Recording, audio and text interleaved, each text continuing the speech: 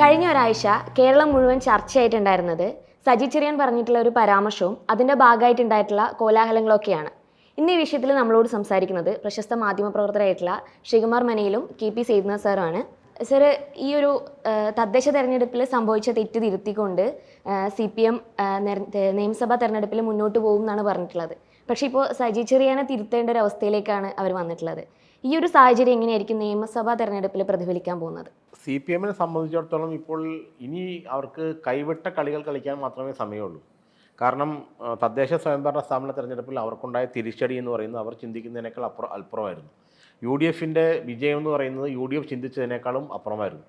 അപ്പോൾ ഈ തദ്ദേശ സ്വയംഭരണ സ്ഥാപന തെരഞ്ഞെടുപ്പിന് ശേഷം അവർക്ക് കൃത്യമായിട്ടൊരു കാര്യം മനസ്സിലായി.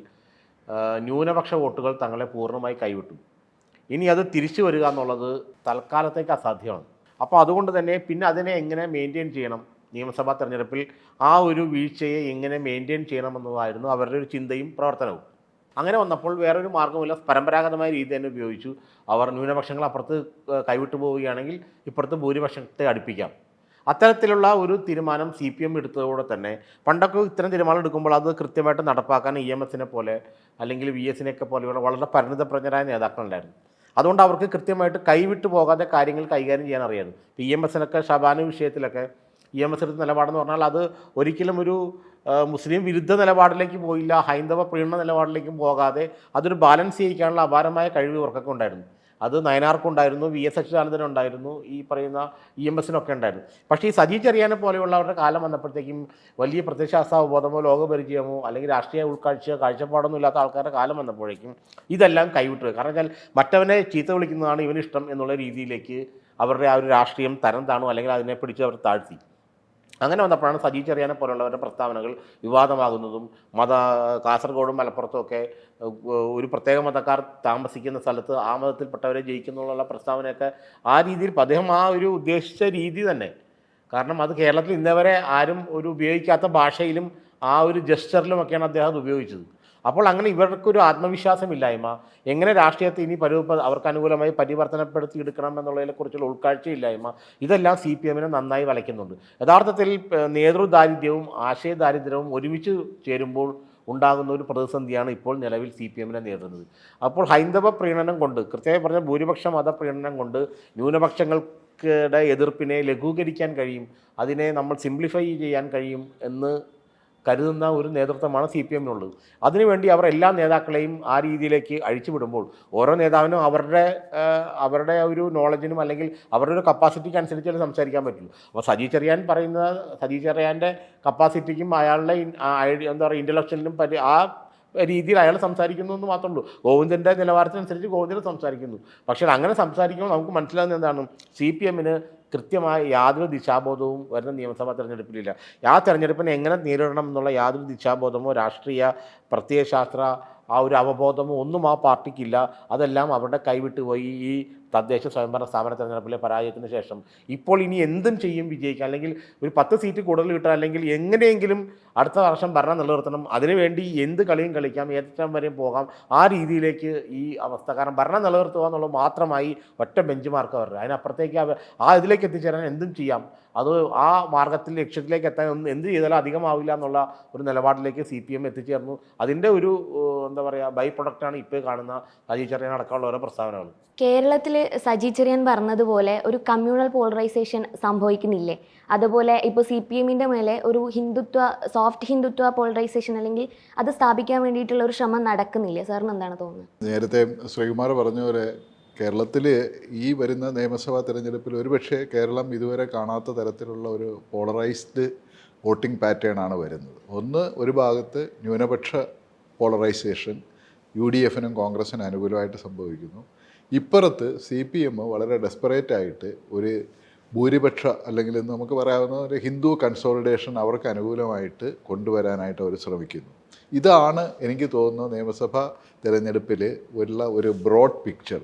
അപ്പോൾ ഇപ്പം ന്യൂനപക്ഷങ്ങളുടെ കൺസോളിഡേഷൻ എന്ന് പറയുന്നത് നമ്മൾക്ക് അറിയുന്നിടത്തോളം നമ്മുടെ കോൺഗ്രസിൻ്റെ ഇലക്ഷൻ സ്ട്രാറ്റജിസ്റ്റായിട്ടുള്ള കനകോല് തന്നെ പറഞ്ഞിട്ടുണ്ട്. കഴിഞ്ഞ ലോക്സഭാ തെരഞ്ഞെടുപ്പിലും കഴിഞ്ഞ തദ്ദേശ സ്വയംഭരണ സ്ഥാപനങ്ങളുടെ തെരഞ്ഞെടുപ്പിലും ന്യൂനപക്ഷങ്ങളുടെ, പ്രത്യേകിച്ച് മുസ്ലിം ക്രിസ്ത്യൻ ന്യൂനപക്ഷങ്ങൾ UDF-ന് അനുകൂലമായിട്ട് കൺസോളിഡേറ്റ് ചെയ്തു. എന്ന് മാത്രമല്ല, കോൺഗ്രസിൽ നിന്ന് നേരത്തെ വിട്ടുപോയ ഒരു വിഭാഗം സവർണ വോട്ടുകൾ അവരിലേക്ക് തിരിച്ചു വന്നു. ഇത് രണ്ടുമാണ് ഇത് വലിയ ഫാക്ടർ. പിന്നെ ഭരണവിരുദ്ധ വികാരം എന്ന് പറയുന്നത് ഇത് കൂടെ ചേർന്നപ്പോഴാണ് UDF വലിയ പ്രതീക്ഷിക്കാത്ത വിജയമുണ്ടായതും CPM പ്രതീക്ഷിക്കാത്ത തരത്തിലുള്ള തോൽവിയുണ്ടായതും. അപ്പോൾ ഈ സാഹചര്യം ഇവിടെ നിലനിൽക്കുന്നുണ്ട്.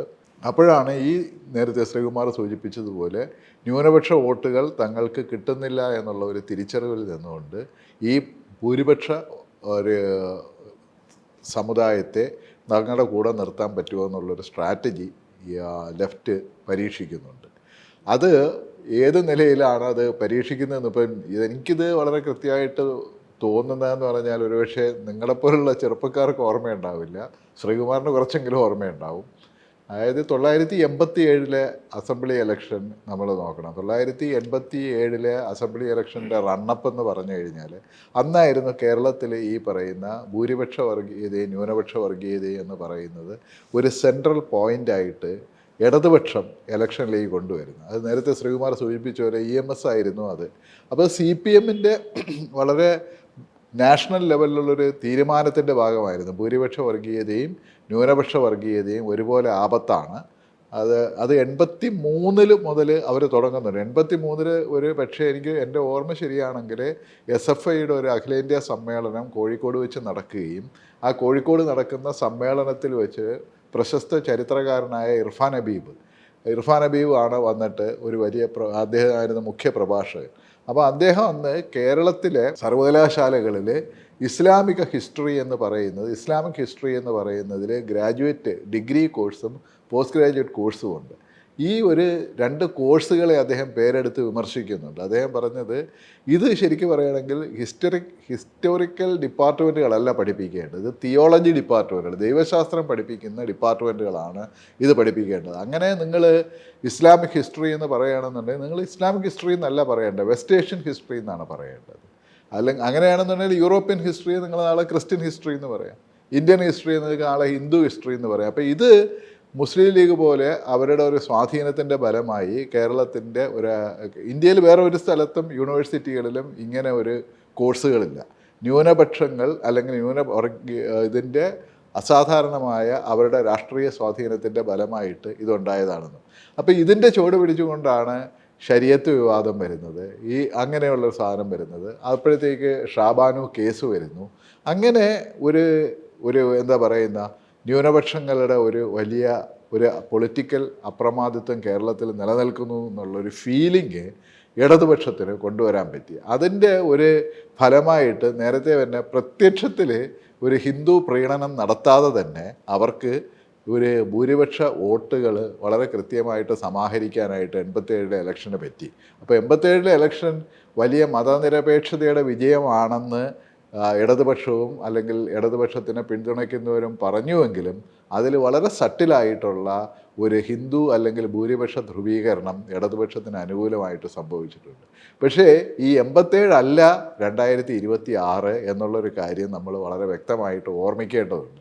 87 BJP എന്ന് പറയുന്നൊരു പാർട്ടി പാർലമെൻറ്റിൽ 2 സീറ്റ് മാത്രമുള്ളൊരു സാധനമാണ്.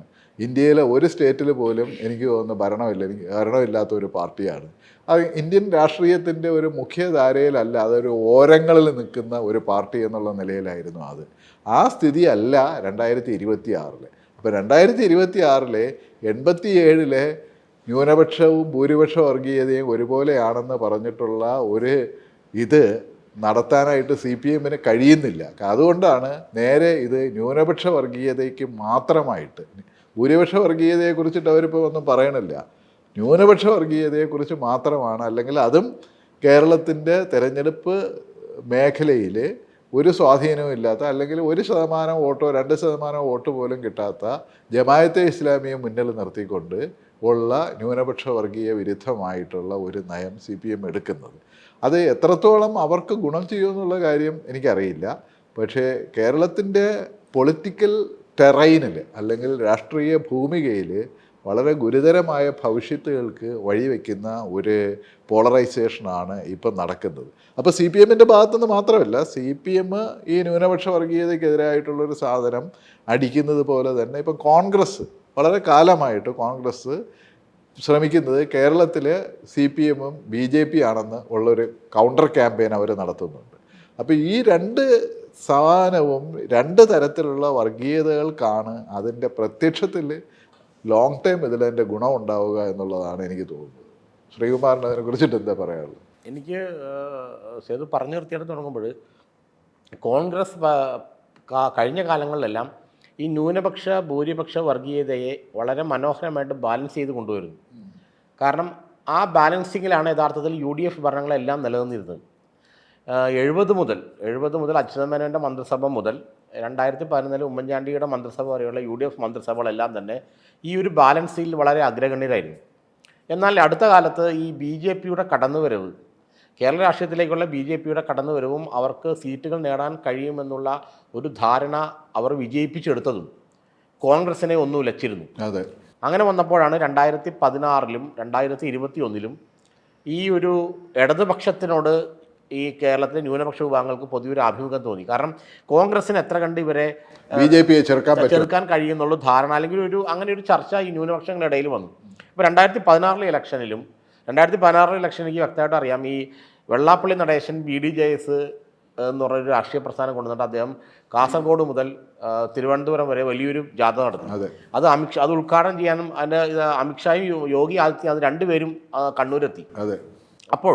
അപ്പോൾ ഈ അതിനെ തടയുന്ന കാര്യത്തിൽ അതിനെതിരെ ഒരു കർശനമായ നിലപാടെടുക്കുന്ന കാര്യത്തിൽ ഉമ്മൻചാണ്ടി ആ സർക്കാർ വലിയ തോതിലൊരു പരാജയമായിരുന്നു എന്ന് ന്യൂനപക്ഷങ്ങൾക്ക് മനസ്സിലായി. മാത്രമല്ല VS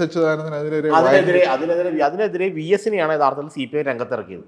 എന്നിട്ട് വെള്ളാപ്പള്ളി നടേശനെതിരെ കടുത്ത ആക്രമണം VS അച്യുതാനന്ദൻ നടത്തി. അതോടുകൂടി തന്നെയാണ് 2016 ഇലക്ഷനിൽ ഈ ഉമ്മൻചാണ്ടി വിചാരിച്ചതിനേക്കാൾ വിരുദ്ധമായി ഉമ്മൻചാണ്ടിയുടെ മനസ്സിൽ എനിക്കന്ന് അതായിട്ട് അടുത്തുനിന്ന് എനിക്കറിയാം, ഉമ്മൻചാണ്ടി അപ്പോഴും കരുതിയത് ക്രൈസ്തവ വോട്ടുകൾ തന്നെ കൈവിടില്ല എന്നുള്ളായിരുന്നു. മുസ്ലിം വോട്ടുകൾ തന്നെ കൈവിടുമെങ്കിലും ക്രൈസ്തവ വോട്ടുകൾ തനിക്കെതിരെ പോകില്ല എന്ന ഉറച്ച വിശ്വാസമായിരുന്നു 2016 ഇലക്ഷൻ്റെ റിസൾട്ട് വരുന്ന ആ ദിവസം വരെ ഉമ്മൻചാണ്ടിക്ക് ഉണ്ടായിരുന്നു. അതുകൊണ്ട് അദ്ദേഹം വീണ്ടും ഒരു സർക്കാരൊക്കെ സ്വപ്നം കണ്ടിരുന്നു. പക്ഷേ ക്രൈസ്തവ മുസ്ലിം വോട്ടുകൾ ബ്ലോക്കായിട്ട് CPMൻ്റെ അല്ലെങ്കിൽ ഇടതുപക്ഷത്തിൻ്റെ പിന്നിൽ അണിനിരക്കുകയും ആ സർക്കാർ താഴെ പോവുകയും ചെയ്തു. 2021 ഇതുപോലെ തന്നെ സംഭവിച്ചു. അതിൽ കോവിഡിൻ്റെ ആ ഒരു പശ്ചാത്തലം കൂടെ കുറേ കൂടെ CPM സഹായമായിരുന്നു. കാരണം ഒരു ക്രൈസിസ് ഉണ്ടാകുമ്പോൾ എപ്പോഴും ഗവൺമെൻറ്റിനെ ആക്ട് ചെയ്യാൻ പറ്റുള്ളൂ. അപ്പോൾ ജനങ്ങൾ ഗവൺമെൻറ് കൂടെ നിൽക്കും. കാരണം ഗവൺമെൻറ് പറയുന്നതും ഗവൺമെൻറ് നൽകുന്നതും മാത്രമേ അവർക്ക് അറിയാനും കഴിയുള്ളൂ, സ്വീകരിക്കാനും കഴിയുള്ളൂ. അപ്പോൾ ആ ഒരു കിറ്റിൻ്റെ ഒരു രാഷ്ട്രീയം ജനങ്ങളെ ഈ നന്നായിട്ട് സ്വാധീനിച്ചു. അത് ശരിയാണ്. അതോടൊപ്പം തന്നെ ഈ പറയുന്ന പോലെ മുസ്ലിം ക്രൈസ്തവ വോട്ടുകൾ അപ്പോഴും പ്രത്യേകിച്ച് കേരള കോൺഗ്രസ് മാണി ഗ്രൂപ്പ് LDFൽ ചെയ്തതോടുകൂടി വീണ്ടും ന്യൂനപക്ഷ കൺസോളിഡേഷൻ പ്ലസ് ഈ ഒരു കോവിഡിൻ്റെ ആ ഒരു കൈകാര്യം ചെയ്ത രീതി കൂടി വലിയ തോതിലുള്ള CPMന് ഇടതുപക്ഷം ലഭിച്ചു. അതിനുശേഷം 2024 ലോക്സഭാ തെരഞ്ഞെടുപ്പ് വരെ അടിസ്ഥാനപരമായിട്ട് CPM കളിച്ചത് ന്യൂനപക്ഷ പ്രീണനം അല്ലെങ്കിൽ ന്യൂനപക്ഷ വോട്ട് ബാങ്കുകളെ കേന്ദ്രീകരിച്ചുള്ള രാഷ്ട്രീയമായിരുന്നു. കാരണം ആ രാഷ്ട്രീയം തങ്ങളെ വിജയിപ്പിക്കുമെന്ന് കരുതി പോകുമ്പോഴാണ് 2026 ലോക്സഭാ തെരഞ്ഞെടുപ്പ് വരുന്നത്. 2026 ലോക്സഭാ തെരഞ്ഞെടുപ്പിൽ അവർ ഞെട്ടിച്ചു കളഞ്ഞൊരു കാര്യം എന്ന് പറയുന്നത് സുരേഷ് ഗോപിയുടെ ആയിരുന്നില്ല. ആറ്റിങ്ങൽ പോലുള്ള ലോക്സഭാ മണ്ഡലത്തിൽ CPM സ്ഥാനാർത്ഥിയും BJP സ്ഥാനാർത്ഥിയും തമ്മിലുള്ള വോട്ടിൻ്റെ അന്തരം കട്ടിച്ചെന്തോ ഒരു 60,000 വോട്ടിൻ്റെ വളരെ കുറഞ്ഞു വന്നു. വളരെ കുറഞ്ഞ വെച്ചാൽ ഏത് സമയവും BJPക്ക് ഈ CPM സ്ഥാനാർത്ഥിയെ മറികടക്കാൻ കഴിയുമെന്നുള്ളൊരു അവസ്ഥ വന്നു. അപ്പോൾ ആറ്റിങ്ങൽ പോലുള്ള മണ്ഡലം എന്ന് പറയുന്നത് ഈഴവ പ്രാമുഖ്യമുള്ള മണ്ഡലം. രണ്ടാമത് ഈ പറയുന്ന പോലെ ഈഴവ വിഭാഗങ്ങൾ പൊതുവേ CPMന് വേണ്ടി എക്കാലവും വോട്ട് കുത്തിക്കൊണ്ടിരുന്നൊരു മണ്ഡലം. അവിടെ എങ്ങനെയാണ് ഡ്രാസ്റ്റിക്കായിട്ട് ഈ V മുരളീധരനെ പോലെ BJP നേതാവ് കടന്നു കയറിയത്? അവിടെ വളരെ കുറഞ്ഞ മാർജിനിലാണ് അടൂർ പ്രകാശ് എന്ന് ജയിച്ചത്. അടൂർ പ്രകാശ് അല്ലെങ്കിൽ V മുരളീധരൻ അവിടെ ജയിക്കുന്ന അവസ്ഥയിലേക്ക് വരെ കാര്യങ്ങൾ എത്തുമായിരുന്നു. അടൂർ പ്രകാശിൻ്റെ ആ ഒരു വ്യക്തിപരമായ ചില ഇടപെടലുകളുടെയും അയാളുടെ സാമ്പത്തിക ഇതിൻ്റെയൊക്കെ ഒരു ഗുണമാണ് യഥാർത്ഥത്തിൽ പുള്ളി ജയിപ്പിച്ചത് അവിടെ. പക്ഷെ അപ്പോൾ CPM അന്തം വിട്ടുപോയത് അവിടെയെന്ന് വെച്ചാൽ എന്തുകൊണ്ട് CPM സ്ഥാനാർത്ഥിയും BJP സ്ഥാനാർത്ഥിയും തമ്മിലുള്ള വോട്ടിൻ്റെ അന്തരം കുറയുന്നു. അപ്പോൾ അവരുടെ അടുത്ത് കണക്കെടുപ്പ് മനസ്സിലായത് ഇവരുടെ പരമ്പരാഗത വോട്ടിംഗ് കേന്ദ്രം. അതുപോലെ തന്നെ കണ്ണൂർ സംഭവിച്ചു. കണ്ണൂരിൽ K. സുധാകരൻ ജയിച്ചത് 1,18,000 വോട്ടിനോ മറ്റോ. പാർട്ടി ഗ്രാമങ്ങളിൽ നിന്ന് പോലും BJPക്കും സുധാകരനുമായിട്ട് വോട്ടുകൾ വീതിക്കപ്പെട്ടു പോകും. അവിടെയും CPM കണക്കെടുത്ത്. അപ്പോൾ പാർട്ടി ഗ്രാമങ്ങളിലെ വോട്ടുകൾ പോലും അഴിവാച്ചിറ്റേക്ക് വീഴാതെ ഈ സുധാകരനും BJPക്കും പോകുന്നു. അതുപോലെ ഓരോ മണ്ഡലങ്ങളും അവർ കണക്കെടുത്തപ്പോൾ പാർട്ടി വോട്ടുകൾ പോൾ ചെയ്യപ്പെടാതെ ഒന്നുകിൽ BJPക്ക് പോകുന്നു, അല്ലെങ്കിൽ UDFന് പോകുന്നു, അല്ലെങ്കിൽ വോട്ട് ചെയ്യപ്പെടുന്നില്ല. ഇതിനെക്കുറിച്ച് അവർ വിശകലനം ചെയ്തപ്പോഴാണ് ഒരു കാര്യം കൃത്യമായിട്ട് താഴെ നിന്ന് അവർക്ക് റിപ്പോർട്ട് കിട്ടി. നമ്മളുടെ പരമ്പരാഗത ഹൈന്ദവ വോട്ട് ബാങ്കുകൾ അത് വോട്ടുകൾ അത് BJP-യിലേക്ക് പോയി തുടങ്ങി വലിയ ശതമാനം. ചിലതൊക്കെ CPM UDF-ലേക്ക് പോകുന്നു. അതിനെക്കുറിച്ച് പഠിച്ചപ്പോൾ അവർക്ക് കൃത്യമായൊരു കാര്യം മനസ്സിലായി. ഈ പാലസ്തീൻ വിഷയം മറ്റ് പല വിഷയങ്ങളിലുമെല്ലാം ഈ CPM ഇത്രയും നാളെ കൈക്കൊണ്ടിരുന്ന വിഷയങ്ങളെല്ലാം അവരുടെ പാർട്ടിക്കുള്ളിൽ ഒരു പരിവർത്തനം ഉണ്ടാക്കിയിരുന്നു. അത് വളരെ സൈലൻ്റ് ആയിട്ടുള്ള ട്രാൻസ്ഫോർമേഷൻ ആയിരുന്നു. അത് പാർട്ടി നേതൃത്വത്തിന് മനസ്സിലാക്കാൻ പറ്റിയില്ലെന്ന് CPM-ന് മനസ്സിലായി. അതോടുകൂടിയാണ് അവർ യഥാർത്ഥത്തിൽ അമ്പരന്ന് പോയത്. കാരണം ഇനി ഈ ന്യൂനപക്ഷ വോട്ടുകൾ ചുറ്റിപ്പറ്റി നിന്നാൽ തങ്ങളുടെ അടിത്തറ പൂർണ്ണമായും ഒലിച്ച് BJP-യിലേക്ക് ചെന്ന് അടിയുമെന്ന് CPM-ന് മനസ്സിലായപ്പോഴാണ് അവർക്ക് തന്ത്രം മാറ്റിയാലേ തങ്ങൾക്ക് നിലനിൽപ്പുള്ളൂ എന്ന് CPM-നും പിണറായിക്കും മനസ്സിലായത്. അങ്ങനെയാണ് അവർ പതിയെ ഈ പറയുന്ന ന്യൂനപക്ഷ വിഭാഗങ്ങളെ കൈവിട്ട് അല്ലെങ്കിൽ ന്യൂനപക്ഷ വർഗീയത എന്നുള്ള പുതിയൊരു നരേഷൻ പൊക്കിക്കൊണ്ടുവരികയും അതിനെതിരെ ഒരു ഹൈന്ദവ കൺസോൾട്ടേഷൻ അവർ ഉന്നം വയ്ക്കുകയും അങ്ങനെ അവർ മുസ്ലിങ്ങൾക്കും മുസ്ലിം ലീഗിനും അല്ലെങ്കിൽ ജമാഅത്ത് ഇസ്ലാമിക്കെതിരെ നിരന്തരമായ ഒരു ആക്രമണം തുടങ്ങി എല്ലാം ചെയ്ത് തങ്ങളുടെ അടിസ്ഥാന വോട്ട് ബാങ്കുകൾ എന്ന് വെച്ചാൽ കേരളത്തിൽ 24% വരുന്ന ഈഴവ വോട്ട് ബാങ്കിലെ വലിയൊരു 80% കഴിഞ്ഞ 60 വർഷമായി തങ്ങൾക്ക് ലഭിച്ചുകൊണ്ടിരുന്നതാണ്. എന്നാൽ 2024 മുതൽ അതിലൊരു ഇളക്കം സംഭവിച്ചു. ശരിക്കും പറഞ്ഞാൽ വെർട്ടിക്കലായിട്ട് തന്നെ അത് പിളരുന്നൊരു അവസ്ഥയിലേക്ക് അവർ എത്തിയെന്ന് അവരുടെ പാർട്ടിക്ക് മനസ്സിലായതോടെ പാർട്ടിയുടെ നിലനിൽപ്പാണോ അല്ലെങ്കിൽ ഇനിയിപ്പോൾ ന്യൂനപക്ഷ പരിണാമമാണോ ഏതാണ് വേണ്ടതെന്ന് വെച്ചപ്പോൾ അവർ പറഞ്ഞു പാർട്ടിയുടെ നിലനിൽപ്പാണ് പ്രധാനം, മറ്റത് ഇന്നല്ലെങ്കിൽ നാളെ പോവുകയോ വരികയൊക്കെ ചെയ്യും. പക്ഷേ പാർട്ടി ഇല്ലാതെ ഒന്നും നടക്കില്ലല്ലോ. അപ്പോൾ പാർട്ടി നിലനിൽപ്പിന് ഇപ്പം നമ്മൾ ഈ പറഞ്ഞ പോലെ ഈ ന്യൂനപക്ഷ പ്രീണനം അവസാനിപ്പിച്ചിട്ട് ഒരു മൃദു ഹിന്ദുത്വ നിലപാടിലേക്ക് വന്നില്ല എങ്കിൽ കാരണം വെച്ചാൽ നമ്മളൊരു കാര്യം മനസ്സിലാക്കേണ്ടത് മതവിശ്വാസത്തിനുള്ളൊരു പ്രശ്നം എന്താണെന്ന് വെച്ചാൽ ഒരു കമ്മ്യൂണിസ്റ്റുകാരനായ നമ്മളിവിടെയൊക്കെ എറണാകുളത്തെ കാണുന്നതാണ് CPM-ലെ ലോക്കൽ കമ്മിറ്റി സെക്രട്ടറി. അയാൾ അമ്പലത്തിൽ നിന്നും പോവില്ല. പക്ഷേ അയാളുടെ ഭാര്യയും മക്കളും ശ്രീകൃഷ്ണ ജയന്തി ഘോഷയാത്രയ്ക്കും ശ്രീകൃഷ്ണനായിട്ട് മക്കൾ ശ്രീകൃഷ്ണൻ രാധയൊക്കെയായിട്ട് വേഷം കെട്ടിച്ചു പോകും, ശബരിമലയ്ക്ക് പോകും. പക്ഷേ ഇയാൾ പോകില്ലായിരിക്കും. അപ്പോൾ എന്താണെന്ന് വെച്ചാൽ ഒരു ജനറേഷൻ കഴിഞ്ഞാൽ പിന്നെ ഇവർക്ക് CPM-നോട് താല്പര്യമില്ലാതെ വരുമോ. അപ്പോൾ അയാൾ കാലം കഴിഞ്ഞാൽ പിന്നെ ഈ ഭാര്യയ്ക്കും മക്കളുടെ മക്കൾക്കോ ആണെന്നും ഈ CPM അല്ലെങ്കിൽ കമ്മ്യൂണിസ്റ്റ് എന്ന് പറഞ്ഞാൽ ബേസിക്കലി മതം പോലെയാണല്ലോ വർക്ക് ചെയ്യുന്നത്. യഥാർത്ഥത്തിൽ CPM എന്ന് പറയുന്നത് അല്ലെങ്കിൽ പൊതുവെ കമ്മ്യൂണിസ്റ്റ് അങ്ങനെ മതം പോലെ വർക്ക് ചെയ്യുന്ന സംഘടിത മതം പോലെ വർക്ക് ചെയ്യുന്ന ഒരു സാധനം ആയതുകൊണ്ട് കോൺഗ്രസ്സിൽ അങ്ങനെയല്ല. അതുകൊണ്ട് തന്നെ അവർക്ക് ഒരിക്കലും നമ്മളതിനെ വിട്ട് കഴിഞ്ഞാൽ പിന്നെ അതിനകത്ത് തിരിച്ചു പോകില്ല. അപ്പോൾ ഈ പറയുന്ന അമ്പലമായിട്ട് ചുറ്റിപ്പറ്റി നിൽക്കുന്ന ഇവരുടെ വീട്ടുകാരും കാരണം ഒരു പ്രമുഖ DYFI നേതാവിന് അനുജൻ എന്ന് പറയുന്നത് അദ്ദേഹം BDJS-ന്റെ ജില്ലാ സെക്രട്ടറി ആയിട്ട് എനിക്കറിയാം. ആ കുടുംബം മുഴുവൻ എന്നുവെച്ചാൽ പരമ്പരാഗത കമ്മ്യൂണിസ്റ്റ് കുടുംബമാണ് ഉദയംപേറിൽ. ആ കുടുംബം മുഴുവൻ ഇപ്പോൾ ഏറെക്കുറെ BJP-ക്കാണ്. കഴിഞ്ഞ തൃപ്പൂണിത്തുറ മണ്ഡലം മുനിസിപ്പാലിറ്റി ഇലക്ഷനൊക്കെ ബ്ലോക്കായിട്ട് അവർ BJP-ക്ക് വേണ്ടി വോട്ട് ചെയ്യാറുണ്ടായിരുന്നു. അപ്പോൾ അത്തരത്തിലുള്ള അവസ്ഥ സംജാതമായത് എന്തുകൊണ്ടാണെന്നുള്ള ഒരു പഠനത്തിലാണ് CPM മനസ്സിലായത് തങ്ങൾ ഇന്ന് വരെ കളിക്കാത്ത രീതിയിലുള്ള ന്യൂനപക്ഷ വർഗീയത കളിച്ചതാണ് ഈ അബദ്ധത്തിലേക്ക് ചെന്ന് ചാടി എന്നുള്ള അവരുടെ ഇടയിലുള്ള ചിന്തയാണ് യഥാർത്ഥത്തിൽ അല്ലാണ്ട് ബേസിക്കലി CPM ഒരു RSS അനുകൂലം അല്ലെങ്കിൽ പിണറായി RSS-കാരനായിട്ടൊന്നുമല്ല. നിലനിന്നേ പറ്റൂ എന്നുള്ള വന്നപ്പോഴത്തേക്കും അവർക്ക് ഈ ഹിന്ദു വോട്ട് ബാങ്കിനെ തിരിച്ചെടുത്തേ മതിയാവും.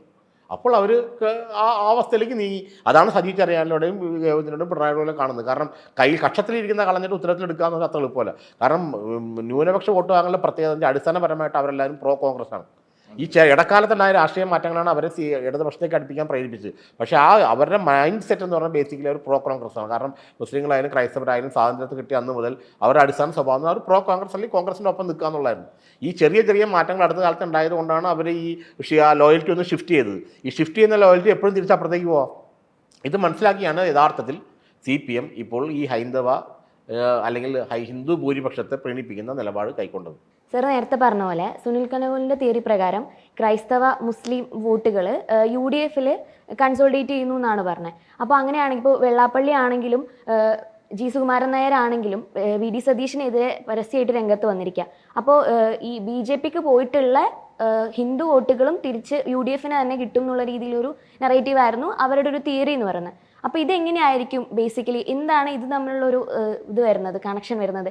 ഈ കൺസോളിഡേറ്റ് ചെയ്യപ്പെടുന്ന വോട്ടുകൾ എന്ന് പറയുന്നത് യാഥാർത്ഥ്യത്തിൽ അങ്ങനെയാണോ? ഇതിൽ ഞാൻ ശ്രീകുമാർ പറഞ്ഞ ഒരു ലോജിക്കിലാണ് ഈ കാര്യങ്ങൾ എനിക്ക് ഉരുത്തിരിയുക എന്ന് പറഞ്ഞാൽ CPM-ന്റെ പരമ്പരാഗതമായ വോട്ട് ബേസിനകത്ത് ഒരു ഇളക്കം സംഭവിച്ചു എന്നുള്ളത് കൊണ്ടാണ് അവർ ഈ പറയുന്ന ഒരു നയമാറ്റത്തിലേക്ക് വരുന്നത്. പക്ഷേ ഇതിനെ ഓവർ റൈഡ് ചെയ്തുകൊണ്ട് ഇതിൻ്റെ എല്ലാം കൂടെ ആയിട്ട് CPM ഫേസ് ചെയ്യുന്ന മറ്റൊരു സാധനം ഒരു ആൻറ്റി ഇൻകംബൻസി എന്ന് പറയുന്നതാണ്.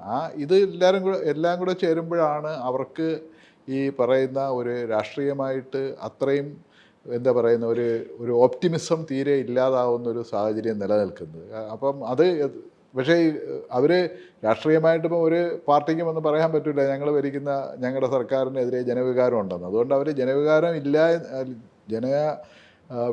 വികാരം സർക്കാരിനെതിരെ ഇല്ല എന്നവർ ആവർത്തിച്ച് പറയുമെന്നുണ്ടെങ്കിലും അവർക്ക് ഉള്ളിൻ്റെ ഉള്ളിൽ അറിയാൻ പറ്റും. പക്ഷേ ഇത് പ്രത്യേകിച്ച് അത് വളരെ രസകരങ്ങളായിട്ടുള്ള പല നിരീക്ഷണങ്ങളും ഇതുമായിട്ട് വരുന്നുണ്ട്. ആൻറ്റി ഇൻകംബൻസി എന്ന് പറയുന്നത് ഗവൺമെൻറ്റിനെതിരായിട്ടുള്ളതല്ല, വ്യക്തിപരമായിട്ട് പലപ്പോഴും പിണറായി വിജയനോടുള്ള വ്യക്തിപരമായ വിരോധം കൊണ്ടാണ് വരുന്നത്. പിന്നെ പല MLA-മാർക്കെതിരെയും അങ്ങനെ ഒരു ആൻറ്റി ഇൻകംബൻസി നിൽക്കുന്നില്ല. കാരണം അവരെല്ലാവരും ആ നിലയിൽ പ്രാദേശികമായിട്ട് വളരെ നല്ലതുപോലെ പെർഫോം ചെയ്തതാണ്. അപ്പോൾ ഇതെല്ലാം കൂടെ ചേരുന്ന ഒരു ഇതിലാണ്. അപ്പം പ്രധാനമായിട്ടുള്ളതെന്ന് പറഞ്ഞാൽ ഇപ്പം ഒരു 87 മുതലുള്ള ഒരു രാഷ്ട്രീയ കേരളത്തിലെ ഡിബേറ്റ് നോക്കിക്കഴിഞ്ഞാൽ ഡിബേറ്റിൽ എപ്പോഴും ഇടതുപക്ഷമായിരുന്നു മുന്നിൽ നിന്നിരുന്നത്, അല്ലെങ്കിൽ ഇടതുപക്ഷമായിരുന്നു അജണ്ട നിശ്ചയിച്ചിരുന്നത്. അതിൻ്റെ എന്താണ് പറയുന്നത്, പ്രോഗ്രസീവ് എന്നോ അല്ലെങ്കിൽ ആ നിലയിലൊക്കെ ഉള്ള കാര്യങ്ങൾ നിശ്ചയിച്ചിരുന്ന ഇടതുപക്ഷമായിരുന്നു. ഈ ഇലക്ഷനിലാണ് ഒരുപക്ഷെ ആദ്യമായിട്ട് ഇടതുപക്ഷത്തിന് ആ ഒരു ഓറ അല്ലെങ്കിൽ അവരുടെ ഒരു ഇത് നഷ്ടപ്പെടുന്നത്. അത് മാത്രമല്ല, ഇവർ വേറെ ഏതോ അവരെ ഒരിക്കലും പോകാത്ത ഒരു വഴി കൂടെ അവർ പോകുന്നു എന്ന് പറയുന്നൊരു ഫീലിംഗ് കേരളത്തിലാകെ വരുന്നത്. അത് ഏത് നിലയിൽ, അത് ഞാനിപ്പോൾ ഈ ഒരു ഇലക്ഷനെ കുറിച്ചിട്ടല്ല കൂടുതലാകുന്നത്, അത് കേരളത്തിൻ്റെ ഒരു ലോങ് ടേം പൊളിറ്റിക്കലും സോഷ്യലും എല്ലാം ആയിട്ടുള്ളൊരു ഫാബ്രിക്കിനെ ഏത് നിലയിലേക്ക് ബാധിക്കുമെന്നുള്ളതാണ് കൂടുതൽ നമ്മൾ ശ്രദ്ധ കേന്ദ്രീകരിക്കേണ്ടത്. അതിനേക്കാൾ കൂടുതൽ പിന്നെ ഇപ്പോൾ ഈ തെരഞ്ഞെടുപ്പുമായിട്ട് ബന്ധപ്പെട്ട് പറയുന്നത്, ഇപ്പോൾ CPM തദ്ദേശ സ്വയംഭരണ സ്ഥാപന തെരഞ്ഞെടുപ്പ് കഴിഞ്ഞപ്പോഴത്തേക്ക് അവരുടെ പാർട്ടി സംസ്ഥാന കമ്മിറ്റി മീറ്റിംഗ് കഴിഞ്ഞിട്ട് വന്ന ഒരു പ്രസ്താവനയിൽ പ്രധാനമായിട്ടും പറഞ്ഞത് സർക്കാരിൻ്റെ ഭരണ നേട്ടങ്ങളെക്കുറിച്ചിട്ടുള്ള അതായിരിക്കും ഒരു ക്യാമ്പയിൻ്റെ ഒരു പ്രധാന സാധനമെന്നാണ് പറഞ്ഞത്. പക്ഷേ അത് പറഞ്ഞ് അതിൻ്റെ മഷി ഉണങ്ങുന്നതിന് മുമ്പ് ഈ പറയുന്ന ന്യൂനപക്ഷ വർഗീയതയാണ് ഏറ്റവും വലിയ ഭീഷണി എന്നുള്ളൊരു നിലയിലേക്കുള്ളൊരു ക്യാമ്പയിനിലേക്കാണ് അത് വന്നത്. ഇത് മാത്രമല്ല, ഇപ്പോൾ ഏകദേശം തദ്ദേശ സ്വയംഭരണ തെരഞ്ഞെടുപ്പ് കഴിഞ്ഞ് ഒരു മാസം കഴിഞ്ഞിട്ടും ഇതുവരെ സർക്കാരിൻ്റെ വികസന നയങ്ങൾ ഏതാണെന്ന് കൃത്യമായി ഫോക്കസ് ചെയ്ത് അതിൻ്റെ ഒരു നിലയിലുള്ള ക്യാമ്പയിൻ ഇതുവരെ അവർക്ക് ഇനിഷ്യേറ്റ് ചെയ്യാൻ പറ്റിയില്ല. അങ്ങനെ ഒരു ഡിസ്കഷൻ കേരളത്തിൻ്റെ പൊതുമണ്ഡലത്തിനകത്ത് അങ്ങനെ ഒരു ചർച്ചയ്ക്ക് ഇതുവരെ ഇനിഷ്യേറ്റ് ചെയ്യാനായിട്ട് ഇടതുപക്ഷത്തിന് കഴിഞ്ഞിട്ടില്ല.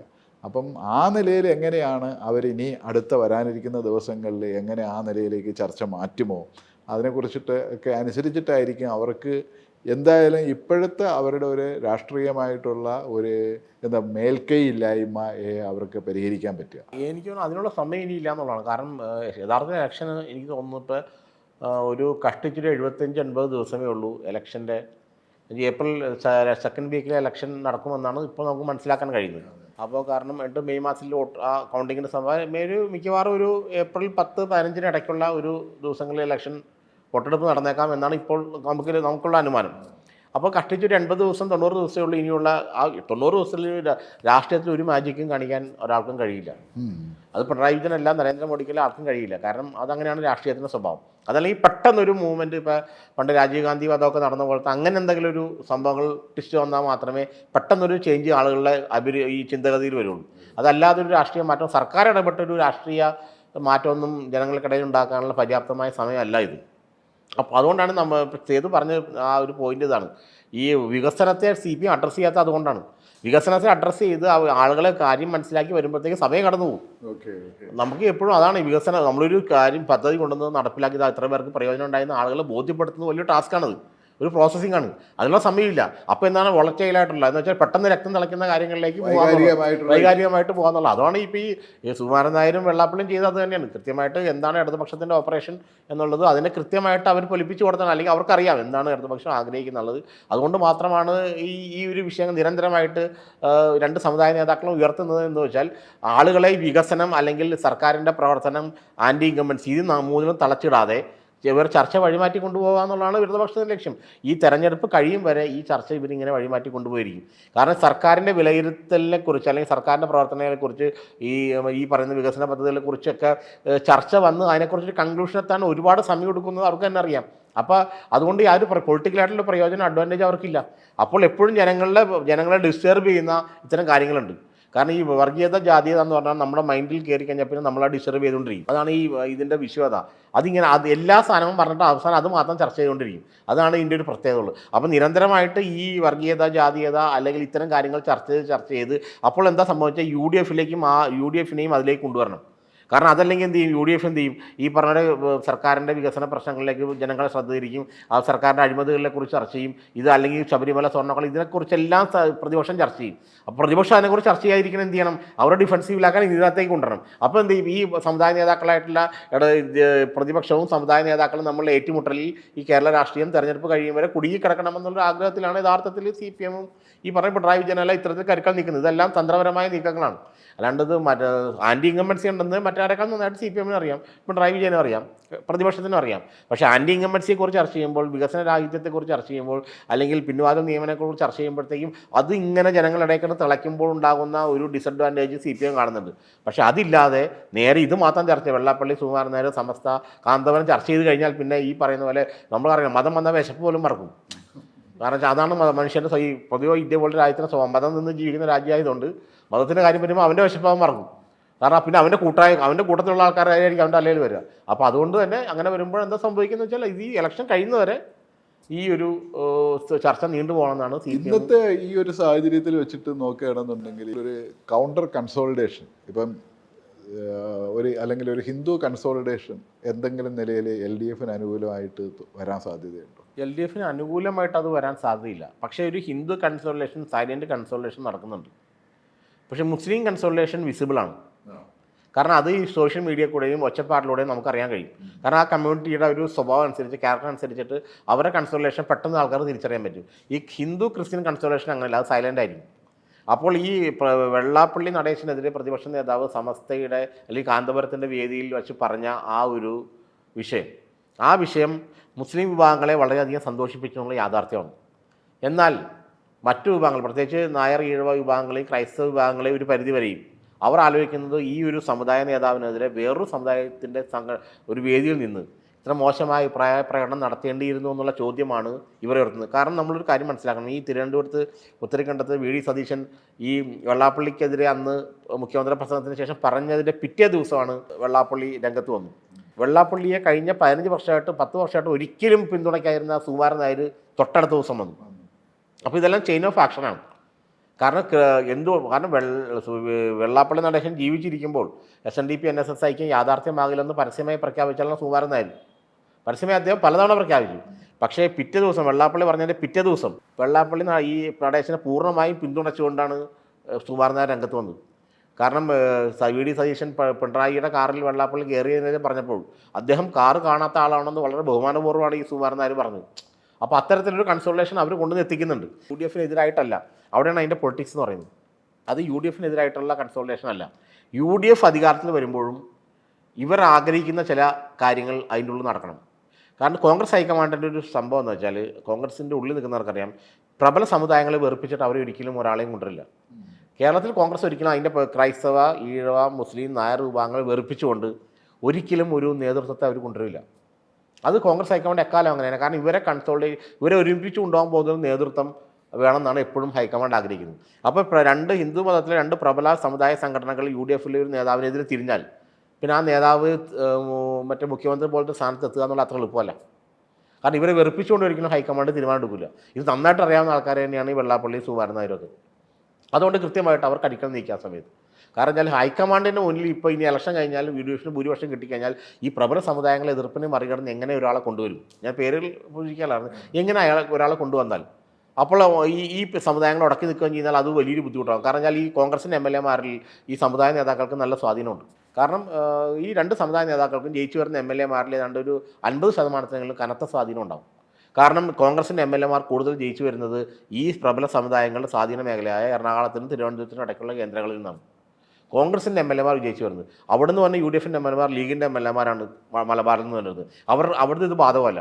ലീഗിന് ഇപ്പോൾ 30 സീറ്റുണ്ട്, 30 സീറ്റിൽ ലീഗ് ചെയ്യും. അതെന്തോ അവിടെ നിന്നാണ്, മലബാറിൽ നിന്നാണ്. മലബാറിൽ കോൺഗ്രസിന് കിട്ടാവുന്ന സീറ്റുകൾ ഇപ്പോഴും ഒരു കഴിഞ്ഞ തവണത്തേക്കാൾ ഭേദപ്പെടുന്നുള്ളതല്ലാതെ സാധ്യതകൾ ഒരു 15 സീറ്റിൽ നിൽക്കാം. പക്ഷേ കോൺഗ്രസിന് ഭരിക്കാൻ ആവശ്യമായ സീറ്റുകൾ കിട്ടേണ്ട പ്രദേശം എന്ന് പറഞ്ഞാൽ എറണാകുളത്തിനും തിരുവനന്തപുരത്തിനും ഇടയ്ക്കുള്ള ജില്ലകളിൽ നിന്നാണ്. അവിടെയാണ് ഈ സമുദായ നേതാക്കൾക്ക് സ്വാധീനമുള്ളത്, പ്രാമുഖ്യമുള്ളത്. അപ്പോൾ അവരെ വെറുപ്പിച്ചുകൊണ്ടുള്ള തീരുമാനം ഒരു കാരണവശാലും കോൺഗ്രസ് ഹൈക്കമാൻഡ് എടുക്കില്ല. അത് കൃത്യമായി മനസ്സിലാക്കിക്കൊണ്ട് നമ്മൾ ഉദ്ദേശിക്കുന്ന ഈ സമുദായ നേതാക്കളൊന്നും അത്ര മണ്ടന്മാരെ വിഡ്ഢികളൊന്നുമല്ല. അവർ വർഷങ്ങളായിട്ട് രാഷ്ട്രീയത്തെ നിരീക്ഷിച്ച് പലരേക്കാൾ കൂടുതൽ വിവരങ്ങൾ ശേഖരിക്കുന്ന ആൾക്കാരാണ്. കൃത്യമായിട്ട് അവർ ചെയ്തൊരു ഓപ്പറേഷനാണ്. കാരണം തങ്ങളുടെ ആ ഒരു നിർദ്ദേശത്തെയും അല്ലെങ്കിൽ തങ്ങളുടെ ആ ഒരു എന്താ പറയുക സ്വാധീനത്തെയും മറികടന്ന് കോൺഗ്രസ് ഹൈക്കമാൻഡ് ഒരു തീരുമാനം ഇലക്ഷൻ കഴിഞ്ഞാൽ എടുക്കരുത്. അതിനുള്ളൊരു മുന്നേ ഒരു മുഴം മുമ്പേ ഉള്ള എറിയലാണ് സുകുമാരൻ നായരും വെള്ളാപ്പള്ളി നടത്തിയത്. കാരണം അവർക്ക് ചില ആളുകൾ താല്പര്യമില്ല ഓൾറെഡി. അതുകൊണ്ട് അവരോട് പ്രത്യേകമായിട്ട് പറഞ്ഞു, കോൺഗ്രസ് ഹൈക്കമാൻഡ് മുന്നറിയിപ്പ് കൊടുത്തു, ഇത്തരം ആൾക്കാരെ കൊണ്ടുവരാണ്ട് ഇതേ ഞങ്ങളില്ലേ പരിപാടിക്ക്, ഞങ്ങൾ എതിർപ്പുണ്ടാവും. അപ്പോൾ അവരെ എതിർപ്പ് വിളിച്ചു വരുത്തിക്കൊണ്ട് കോൺഗ്രസ് മുന്നോട്ട് പോകാൻ പറ്റില്ല. അപ്പോൾ ഇവരെല്ലാവരെയും ഒരുമിപ്പിച്ച് കൊണ്ടുപോകുന്ന നേതൃത്വം വേണം. എല്ലാ സമുദായങ്ങളെയും ഒരുമിപ്പിച്ച് കൊണ്ടുപോകാൻ പറ്റുന്ന നേതാവിനെ മാത്രമേ കോൺഗ്രസ് ഹൈക്കമാൻഡ് മുഖ്യമന്ത്രി സ്ഥാനത്തേക്ക് കൊണ്ട് നിർത്തുകയുള്ളൂ എന്ന് അടുത്തൊരു തർക്കവും വേണ്ട. ഇതുവരെ അങ്ങനെയായിരുന്നു. ഉമ്മൻചാണ്ടി ആയാലും AK ആയാലും കരുണാകരനായാലും എല്ലാവരും ഈ നേതാക്കന്മാർക്ക് എല്ലാവർക്കും എല്ലാ സമുദായങ്ങളെയും ഒരുമിച്ച് കൊണ്ടുപോകാനുള്ള പ്രത്യേക കഴിവുണ്ടായിരുന്നു. ഉമ്മൻചാണ്ടി എന്ന് പറഞ്ഞാൽ വളരെ കൃത്യമായിട്ട് ഞാൻ നേരിട്ട് കണ്ടിട്ടാണ് അദ്ദേഹത്തിൻ്റെ ആ കഴിവ്. അതുപോലെ തന്നെ AK മാത്രം അല്പം ഒരു ഞഞ്ഞാമിഞ്ഞ കളിക്കുള്ളൂ. കരുണാകരൻ എന്ന് പറഞ്ഞാൽ ഈ പറഞ്ഞ വരെ രാവിലെ ഗുരുവായൂർ അമ്പലത്തിൽ പോയി തൊഴിട്ട് പിന്നെ ബിഷപ്പ് കുന്നംകുളത്തിന് അടുത്ത് പോയിട്ട് കുന്നംകുളം ബിഷപ്പ് കുന്നംകുളത്തിനടുത്ത് പോയിട്ട് ചായ കുടിക്കും. എന്നിട്ട് ഉച്ചയ്ക്ക് ഊണ് കഴിക്കുന്നത് മറ്റേ തങ്ങളുടെ വീട്ടിലാണ്. അതാണ് പുള്ളിയുടെ പൊളിറ്റിക്സ്. കാരണം അതുകൊണ്ട് ഈ പുള്ളി ഇതെല്ലാം കൃത്യമായിട്ട് കൈപ്പിടിച്ചിരുന്നു.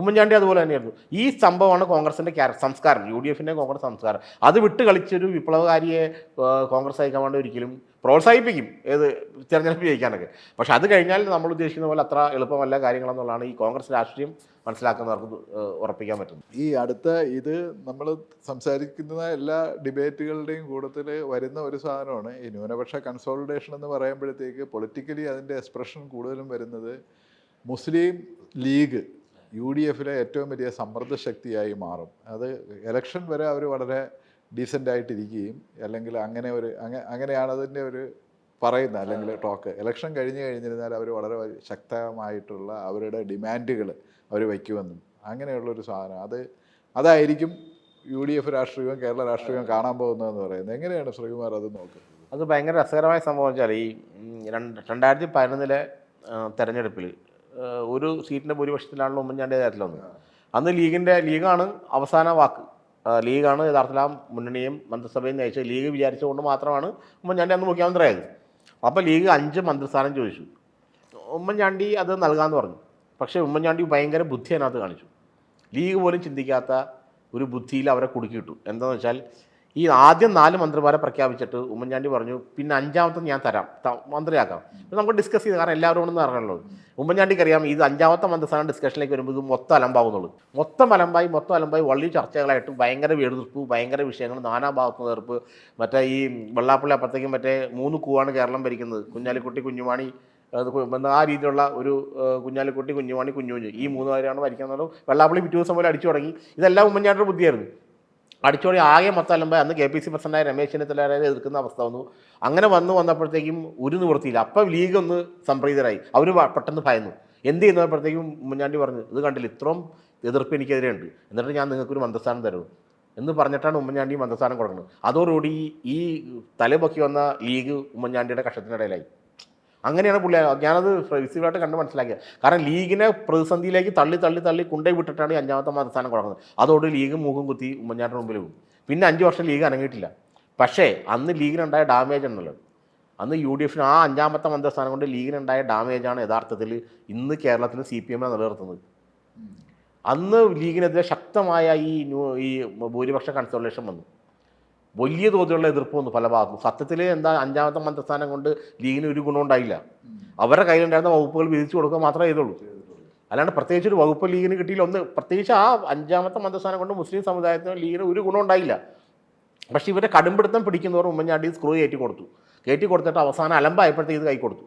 അതോടുകൂടി ഈ വടക്കാക്കി തനിക്കാക്കാന്ന് പറയുന്ന രാഷ്ട്രീയം ഉണ്ടല്ലോ, അതോടുകൂടി ലീഗ് വലിയ പ്രതിസന്ധിയിലായിപ്പോയി. ഇപ്പോഴും അവർക്ക് 5ാമതൊരു മന്ത്രിസ്ഥാനം വേണമെന്ന് പറയാൻ ധൈര്യം ഇപ്പോഴും അവർക്കില്ല. അങ്ങനെ യഥാർത്ഥത്തിൽ ആ 5ാം മന്ത്രിസ്ഥാനം ലീഗിനെയും UDF രാഷ്ട്രീയത്തിനെയും വലിയ പ്രതിസന്ധി കൊണ്ടെത്തിച്ചു. അന്നു മുതലാണ് യഥാർത്ഥത്തിൽ ഈ ഭയങ്കരമായിട്ട് ഭൂരിപക്ഷ കൺസോളിഡേഷൻ ഈ ലീഗിനെതിരെ വരാൻ തുടങ്ങിയത്. അന്നു മുതലാണ് ക്രൈസ്തവ വിഭാഗങ്ങളും ഈ ലീഗിനെതിരെ തിരിയാൻ തുടങ്ങിയത്. ഇന്നിപ്പോൾ ലീഗിനെ അച്ഛന്മാരെ ഒരു വേദി കൊണ്ടുവരാൻ അത്ര എളുപ്പമല്ല. ഒരു കാലത്ത് ക്രൈസ്തവ സഭകളും മുസ്ലിം ലീഗും തമ്മിൽ നല്ല ബന്ധത്തിലായിരുന്നു. പക്ഷെ ഇന്ന് ആ ചിന്തിക്കാൻ പോലും പറ്റില്ല. ഇപ്പോൾ തിരുവമ്പാടി സീറ്റ് ഉദാഹരണം, തിരുവമ്പാടി നിയമസഭാ സീറ്റ് അവർ കൃത്യമായിട്ട് സഭകൾ പറയുന്നു അതൊരു ക്രൈസ്തവന് കൊടുത്താൽ മാത്രമേ അവിടെ ആൾ ജയിക്കുള്ളൂ എന്നുള്ളൂ. UDF സ്ഥാനത്ത് ജയിക്കും. അത് ലീഗിൻ്റെ സീറ്റാണ്. കഷ്ടിച്ച് അവിടെ 20% ക്രിസ്ത്യാനികളുള്ളൂ, 54% മുസ്ലിങ്ങളുണ്ട്. പക്ഷേ അവർ എന്തുകൊണ്ട് കടുംപിടുത്തം പിടിക്കുന്ന ലീഗിൻ്റെ സ്ഥാനാർത്ഥി ഞങ്ങൾ അംഗീകരിക്കില്ല എന്ന് സഭകൾ തുറന്ന് പറഞ്ഞു തുടങ്ങി. ആ അവസ്ഥയിലേക്ക് എത്തിച്ചതെല്ലാം ഈ 5ാം മന്ത്രിസ്ഥാനമാണ്. അത് കൃത്യമായിട്ട് ഉമ്മൻചാണ്ടി ലീഗിനെ ഡിഫെൻസീവിലാക്കി കൊണ്ടുവന്നിട്ടൊരു തന്ത്രപരമായ നിലപാടാണ്. ആ 5ാം മന്ത്രിസ്ഥാനത്തിൻ്റെ പരിക്ക് ഇതുവരെ ലീഗിനെയും UDFനെയും വിട്ടുമാറിയിട്ടില്ല. അതുകൊണ്ടാണ് ഇപ്പോഴും ഈ സുകുമാരൻ നായർ വെള്ളാപ്പള്ളിയൊക്കെ ഒരുമിച്ച് എന്ന് പറയുമ്പോഴത്തേക്കും UDF വിരണ്ട് പോകുന്നത്, കോൺഗ്രസ് ഹൈക്കമാൻഡൊക്കെ വിരണ്ട് പോകുന്നത് ഇതുകൊണ്ടാണ്. അത് CPM ഈ ഇലക്ഷനിൽ ഗുണം ചെയ്യുമെന്ന് ഞാൻ വിശ്വസിക്കുന്നില്ല. പക്ഷേ UDF മുകളിൽ തങ്ങൾക്ക് ഒരു കാലത്ത് നഷ്ടപ്പെട്ട ആ ഒരു പ്രാമുഖ്യം തിരിച്ചു കൊണ്ടുവരാൻ SNDPക്ക് NSനും ഇതുവഴി സാധിക്കും. അപ്പോൾ ഈ ലീഗ് ആ നിലയിൽ ഒരു സമ്മർദ്ദ ശക്തിയായി നിൽക്കത്തില്ലെന്നാണോ? ഇല്ല, ഇനി അത്ര എളുപ്പമല്ല. ഇനി ലീഗ് കാണാം. ഒന്നാമത് അവിടെ നമ്മളൊരു കാര്യം മനസ്സിലാക്കേണ്ടത് 2011 അവസ്ഥയല്ലല്ലോ ദേശീയ രാഷ്ട്രീയത്തിലും സംസ്ഥാനത്തുള്ളത്. അന്ന് BJP സർക്കാരല്ല, അന്ന് അവിടെ കോൺഗ്രസ് സർക്കാരായിരുന്നു. അഹമ്മദ് കേന്ദ്രമന്ത്രിയായിരുന്നു. അഹമ്മദിന് വ്യക്തിപരമായി തന്നെ നെഹ്റു കുടുംബമായിട്ട് ഭയങ്കര ബന്ധമായിരുന്നു. പല കോൺഗ്രസ് നേതാക്കൾക്ക് ഇല്ലാത്ത അത്രയും ബന്ധം അഹമ്മദിന് നെഹ്റു, അതിന് പല കാരണങ്ങളുണ്ട്, ബന്ധമുണ്ടായിരുന്നു. അതെല്ലാം കൊണ്ട് വളരെ പോസിറ്റീവായിട്ടുള്ള അറ്റ്മോസ്ഫിയർ ആയിരുന്നു ലീഗിനും ഈ പറയുന്ന കോൺഗ്രസിനുമൊക്കെ. പക്ഷേ ഇപ്പോഴങ്ങനെയല്ല. ഇപ്പോൾ ഓരോ സമയത്തും ലീഗ് അടക്കമുള്ള മുസ്ലിം സംഘടനകൾ ഈ നമ്മൾ പറയില്ല, ഫിൽറ്റർ വെച്ച് നോക്കിക്കൊണ്ടിരിക്കണം മറ്റുള്ളത്, ഇവരെന്താണ് ചെയ്യണം എന്നുള്ളത്. അപ്പോൾ അതുകൊണ്ട് പഴയതുപോലെ സമ്മർദ്ദ ശക്തി ലീഗ് ആയിക്കഴിഞ്ഞാൽ ഇപ്പം തന്നെ പറഞ്ഞു തുടങ്ങി ലീഗാണ്. CPM എന്തുകൊണ്ടാണ് ജമാഅത്ത് ഇസ്ലാമിയിലൂടെ ലീഗിന് ഇത് കിട്ടിക്കഴിഞ്ഞാൽ ജമാഅത്ത് ഇസ്ലാമി ആയിരിക്കും അഭ്യന്തരം ഭരിക്കുന്നത് CPM പറയുന്നത് വെറുതെ അല്ല. അത് തന്നെ വെള്ളാപ്പള്ളിയും പറയുന്നു, അത് തന്നെ സുകുമാരൻ നായരും പറയുന്നു.